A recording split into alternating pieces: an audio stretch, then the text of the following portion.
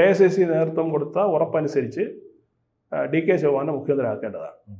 അന്ന് ഈ മുഖ്യമന്ത്രിയാക്കാൻ അദ്ദേഹത്തെ അവിടുത്തെ PCC പ്രസിഡൻ്റാക്കി DK ശിവകുമാർ. കാരണം ഒരു പാർട്ടിയുടെ ഒരു ഉന്നത സ്ഥാനമാണല്ലോ PCC പ്രസിഡന്റ് സ്ഥാനം എന്ന് പറയുന്നത്. ഇരുന്നു. അതോടൊപ്പം ഡെപ്യൂട്ടി CM കൂടെയാണ് അദ്ദേഹം.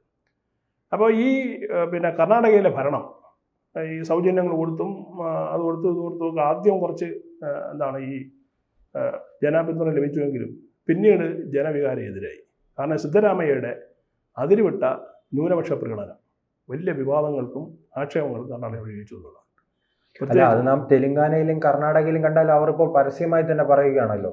തെലങ്കാന മുഖ്യമന്ത്രി തന്നെ പറയുന്നുണ്ട്, കോൺഗ്രസ് എന്നാൽ മുസ്ലിം പാർട്ടിയാണ്, മുസ്ലിങ്ങൾക്ക് വേണ്ടിയുള്ളതാണെന്ന് തെലങ്കാനയിൽ പറയുമ്പോൾ കർണാടകയിൽ പ്രവർത്തിക്കുകയാണ്. ആദ്യം തുടക്കം സൂചിപ്പിച്ചതുപോലെ തന്നെ ഒരു അനാവശ്യമായ സംവരണ ഏർപ്പാടാക്കിയിട്ടുണ്ട്. അല്ല, അത് തന്നെയാണ്. കാരണം അത് കോൺഗ്രസിന്റെ ഒരു ഔദ്യോഗിക നിലപാടായിട്ട് വേണമെങ്കിൽ നമുക്ക് ഇതിനെ കണക്കാക്കാം. അതായത് ന്യൂനപക്ഷ പ്രകടനം. ന്യൂനപക്ഷം എന്ന് പറഞ്ഞാൽ വേറെ ന്യൂനപക്ഷങ്ങളുണ്ട്. ജൈനുകളുണ്ട്, ബുദ്ധമതക്കാരുണ്ട്, ക്രിസ്ത്യാനികളുണ്ട്. അവരൊന്നും ഇവരുടെ സമയം ന്യൂനപക്ഷം എന്ന് പറഞ്ഞാൽ ഒരു മുസ്ലിങ്ങളുടെ ഒരു പര്യായവാചി ശബ്ദമായിട്ട് ഇവർ തിരഞ്ഞെടുത്തിട്ടുണ്ട് ഈ കോൺഗ്രസ്. അപ്പോൾ ന്യൂനപക്ഷം എന്ന് പറഞ്ഞാൽ നിങ്ങൾ മുസ്ലിങ്ങളെന്ന് കരുതി പോകണം. മറ്റുള്ളവരൊന്നും അവർ ന്യൂനപക്ഷം അംഗീകരിച്ചിട്ടില്ല. അവർ വേണമെങ്കിൽ അവരെ കഷ്ടപ്പെട്ട് ജീവിക്കുക എങ്ങനെ ആയിക്കോളും.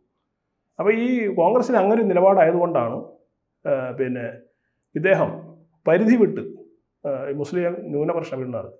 പക്ഷെ മറുവശത്ത് DK ശിവകുമാർ വളരെ കരുതലോടെയാണ് നീങ്ങിയത്. കൂടുതൽ വാർത്തകളും വിശേഷങ്ങളും നിങ്ങളിലേക്ക് എത്താൻ ABC മലയാളം സബ്സ്ക്രൈബ് ചെയ്യുക, ബെൽ ബട്ടണും അമർത്തുക.